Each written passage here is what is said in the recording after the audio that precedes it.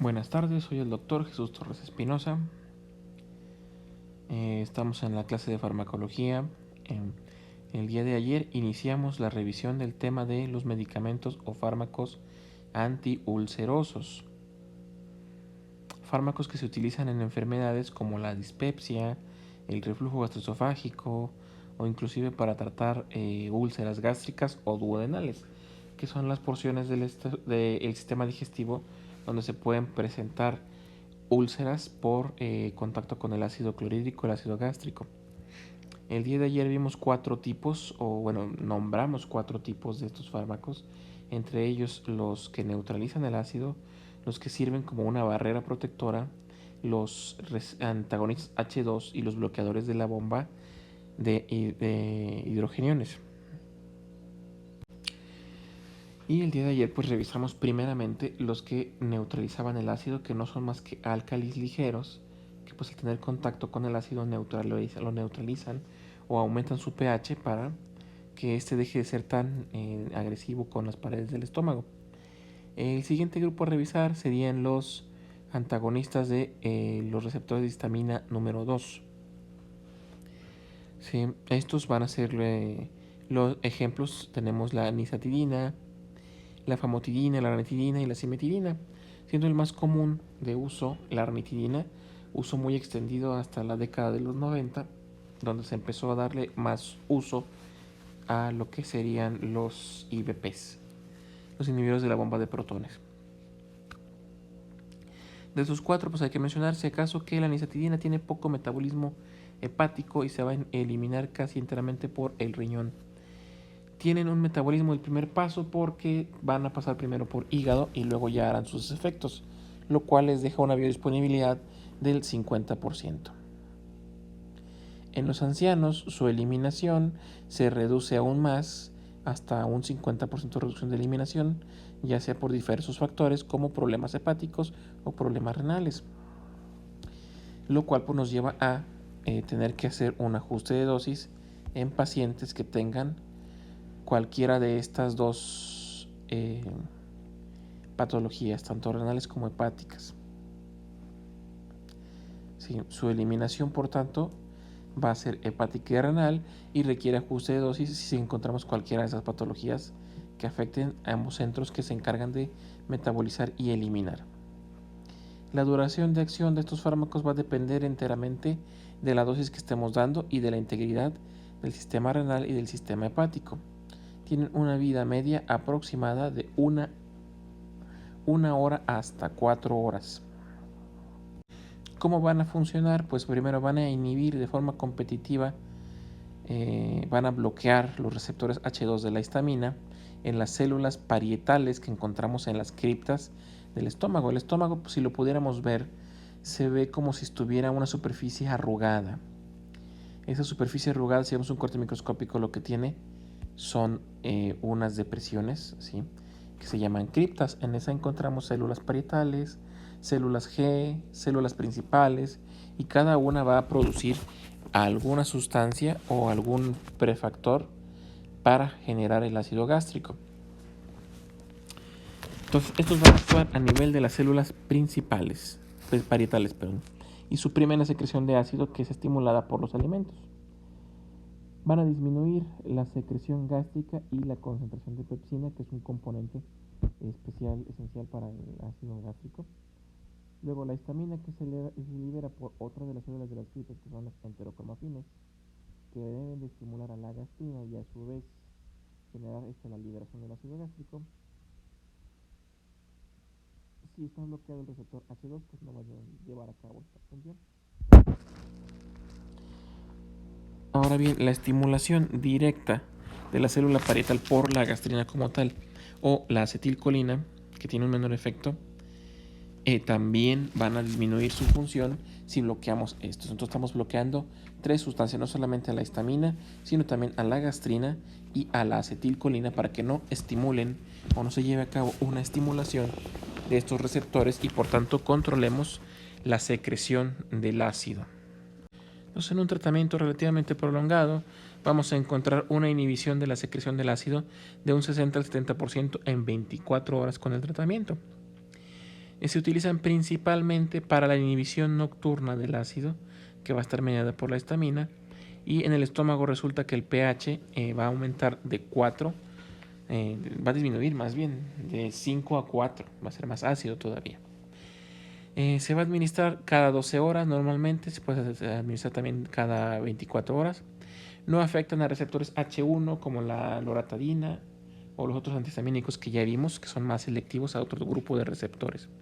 Su aplicación clínica, pues la vamos a utilizar en el tratamiento de la úlcera péptica, porque esto va a permitir que el tejido no se vea afectado por el ácido.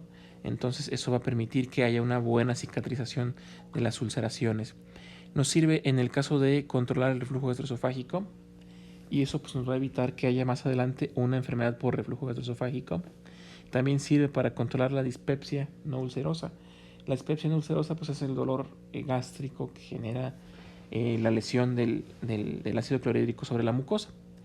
¿Sí? Esto nos lo escribe nuestro paciente como un dolor localizado en epigastrio, un dolor de tipo ardoroso, urente, o sea que los desespera, que genera ansiedad, y en algunos casos también se le agrega el adjetivo de transfictivo, o sea que sienten como que los perfora hacia la espalda, o algunos lo refieren en hemicinturón, o sea que corre por un lado del abdomen hacia la espalda.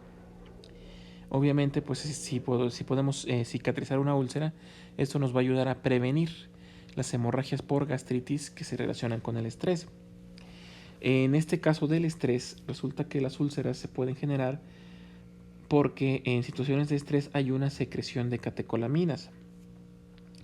Las catecolaminas, si recuerdan en las clases anteriores, van a producirnos vasoconstricción generalizada. En el caso del estómago van a producir una vasoconstricción de las arterias que alimentan al estómago. Entonces va a llegar menos sangre hacia la mucosa, hacia la parte más interna del estómago. Ese menor flujo de sangre puede ser tan grave que puede generar necrosis de la mucosa y así se inicia una lesión, una úlcera péptica.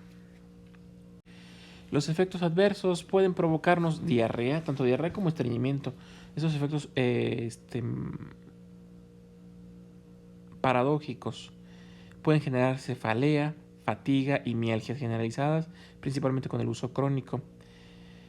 Incrementan el riesgo de neumonía nosocomial en pacientes críticos. Pueden generarnos confusión y alucinaciones, así como agitación, si son aplicados intravenosos, principalmente en pacientes con insuficiencia renal o hepática.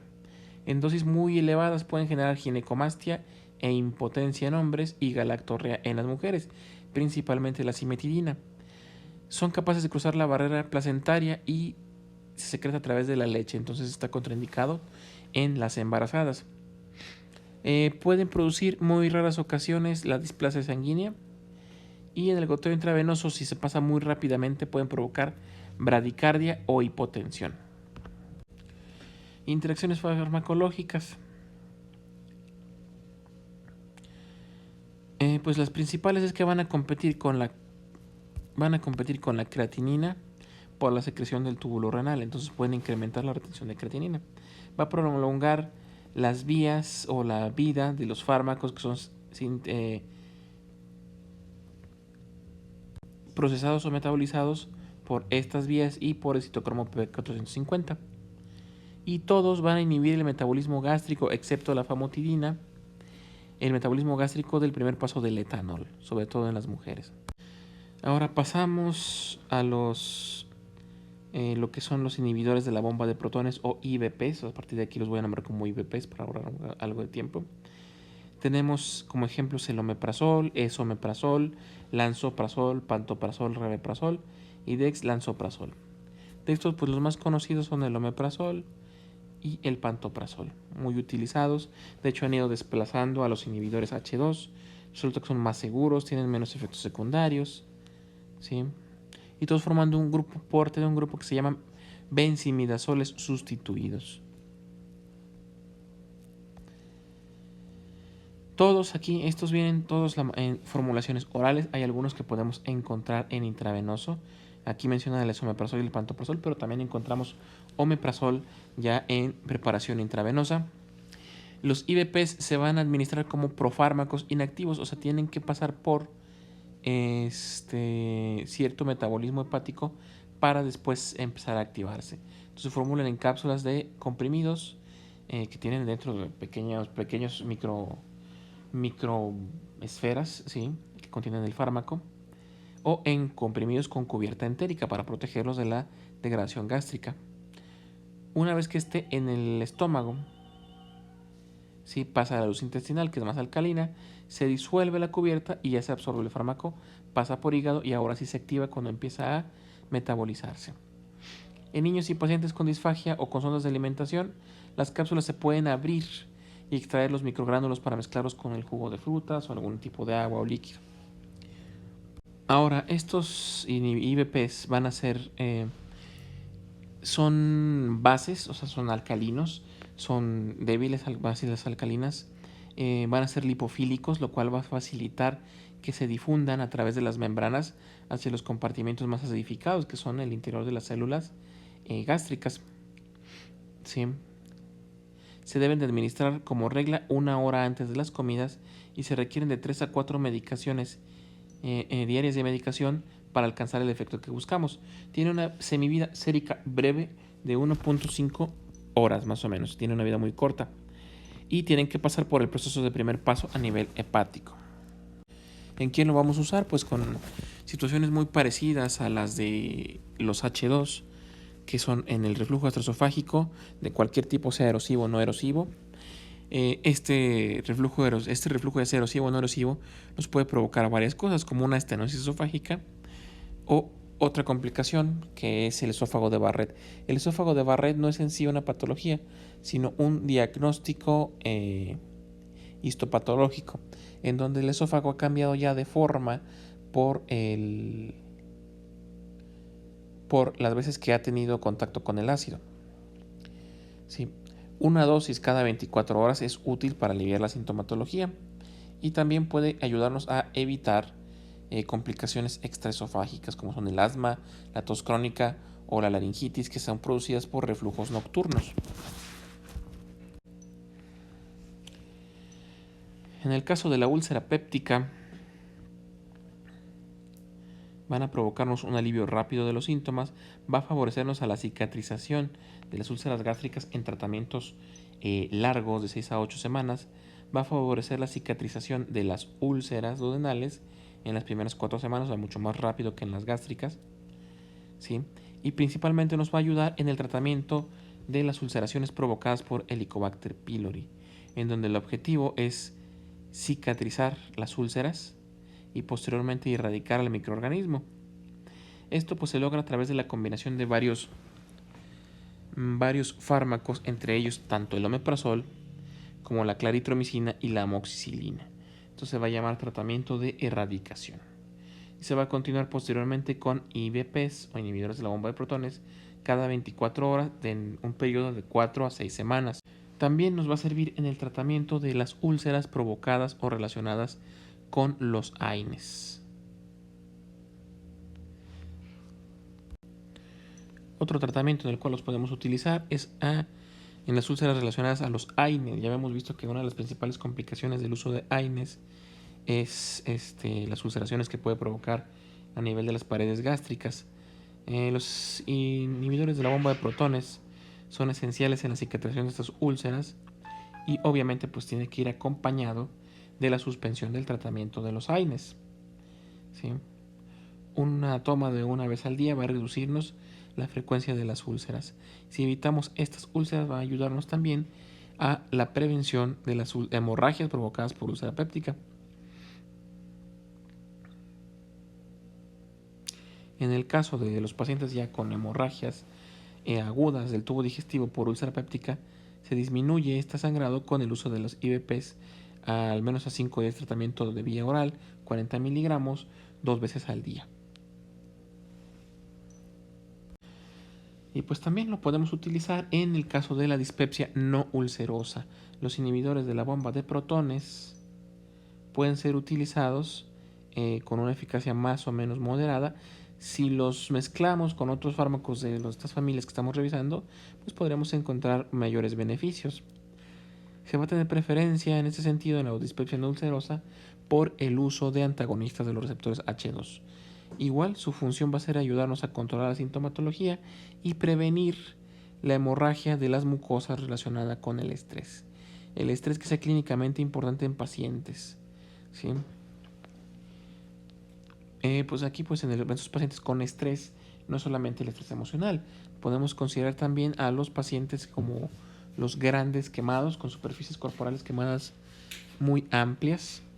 Eso también se considera un paciente con estrés. Y en esos, pues podemos estar utilizando sonda nasogástrica y a través de la cual vamos a estar aplicando el omeprazol cada 12 horas por el primer día y luego cada 24 horas de forma continua. Y en los que no la requieren la sonda nasogástrica, pues pueden ser, o si no tenemos la posibilidad de poner una sonda nasogástrica, aplicar los inhibidores de los H2 vía intravenosa. Los efectos adversos que nos puede provocar: dolores de cabeza, diarrea y en algunos casos dolor abdominal.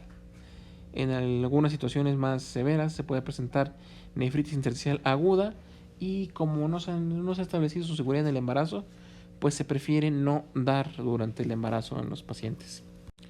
Por hoy terminaríamos la clase. Mañana continuaremos revisando ahora los protectores de la mucosa gástrica, ¿sí? Para ya darle cierre a este tema de los antiulcerosos.